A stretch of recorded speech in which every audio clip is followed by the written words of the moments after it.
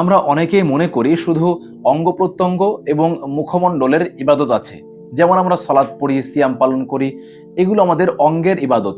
আবার আমরা মুখ দিয়ে যখন জিকির আজগার করি তখন সেটা হয় আমাদের জিহ্বা বা মুখের ইবাদত। কিন্তু আরও একটা ইবাদত আছে যেটাকে আমরা মিস করে যাই, সেটা হলো চিন্তার ইবাদত।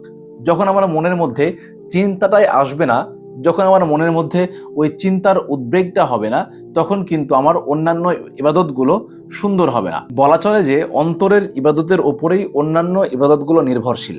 যখন তার অন্তরটা পুরোপুরি ইবাদত মনোযোগী হবে, তখন কিন্তু তার হাত পা অন্যান্য অঙ্গ প্রত্যঙ্গগুলো সমস্ত কিছুই কিন্তু ইবাদতের দিকে নুয়ে পড়বে। কিন্তু আমার হাত পা ঠিকই উঠা বসা করছে, আমার শরীরটা ঠিকই সলাৎ পড়ছে, কিন্তু আমার অন্তর সলাতের মধ্যে নেই, আমার অন্তরটা সলাতের দিকে নেই। তখন কিন্তু আমাদের ওই সলাৎটা সুন্দর কিংবা অন্য কোনো ইবাদত সুন্দর হবে না।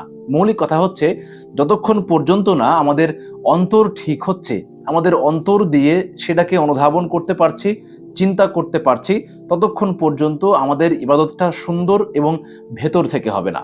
আর যখন আমাদের ইবাদতটা ভেতর থেকে হবে, তখন তার খুশু খুজু, তখন তার সৌন্দর্য অবশ্যই ভিন্ন রকম হবে।